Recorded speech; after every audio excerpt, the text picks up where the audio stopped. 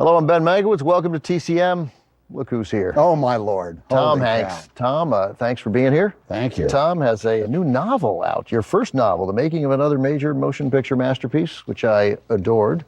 This is really taking all your experiences over the years in making movies and changing a bunch of names. Every good thing that happened in there, I witnessed. Every knothead thing that happens in there, I am guilty of. Yes, right. So if somebody says something stupid that's what I did. If someone does something great, that's what I saw. So Tom has programmed a couple of movies tonight, Casablanca, which will be our first film, and then Bette Davis comes up quite often here, so we'll have a Jezebel a bit later in the evening.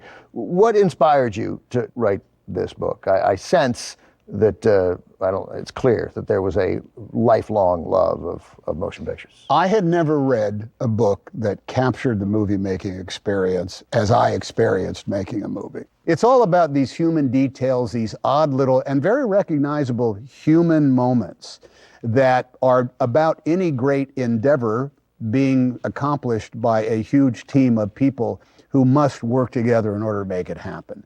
I think anybody who works in an office or on a construction site might think that the efforts that they put into their job are far removed from what goes into the making of a motion picture. It's actually much the same. Who causes a problem? Who's got an interesting idea?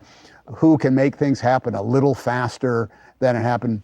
The end result is just different because you get a movie at the end of it. If you were to take one thing away from the book, to me, again, it's this notion of you have no idea when you're going to accidentally capture magic or when something's going to go off the rails, no matter how well planned it might be. And there's a moment in the movie that we have coming up here, Casablanca, it's probably mostly true, involving the director, Michael Curtiz, and his star, Humphrey Bogart. Yes. And you include it in the book. Right. I had read this story a million years ago, and even if it's not true, the shooting of the scene itself is. Yes. Literally, from are you ready, and rolling, and all of that. Yeah, that's right. This undoubtedly happened. The reasons for it, we don't know. We don't know. The shot was this. Bogart, probably about 4 o'clock in the afternoon, back at a time when movies were done shooting at 5.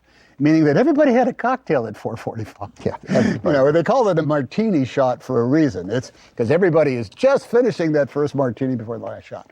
Bogey he's at Warner Brothers. The lights are wicked hot. There's 8 million extras that are all dressed up in their finery, and they've been that way all day long. Let's call it the end of the day. They're going to need a shot. Okay, all the shot is, probably in the script, on a piece of paper somewhere, is Rick steps forward and nods off camera. Now, who's he nodding to? Why is he nodding? Is he nodding to Sam? Is he nodding to say, go ahead, let that person in. Go ahead, give that money back. Go ahead, let that lady order another drink. We don't know what he... And Bogey, as the story goes, asks. And Curtiz is like, I don't know. We'll use it at some point. Right. And Bogey knows how movies are made. It says, all right. And what happens? Are we rolling out? Ding, ding, ding, sound, and action, Bogart. Yeah. Hits the mark, looks off camera, nods, and then that's the shot. All right, that was gotten at some point. And in the end of the movie, it ends up being one of the greatest motion picture moments in the history of all of motion pictures, because Victor Laszlo has gone up to the band and he wants to drown out the Nazis singing some version of some Hitler Youth anthem by singing the Marseillaise, the French national anthem in Casablanca. And the band does not want to do it because they don't want to get in trouble from the Nazis, you know. And they don't also want to do anything without the guy who signs the checks approval. He's their boss. And so it's great because Victor Laszlo said, play the Marseillaise, play it. And the band looks over.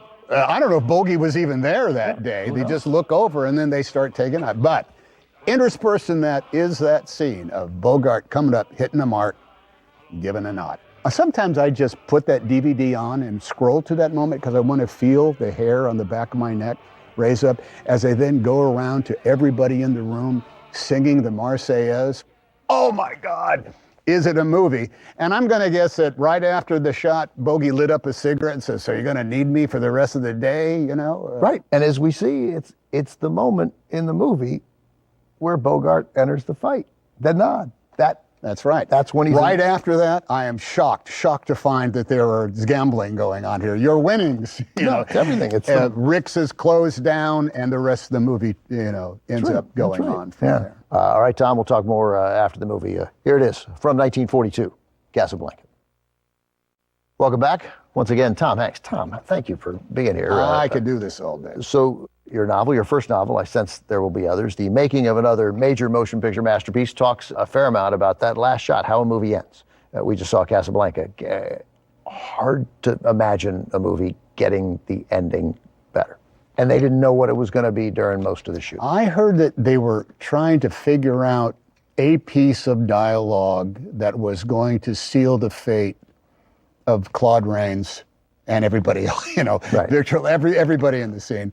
And the story I heard was that some pair of the writers, Howard Koch and somebody else, was driving down, and they're, how are we going to do it? What could we possibly say? What is it?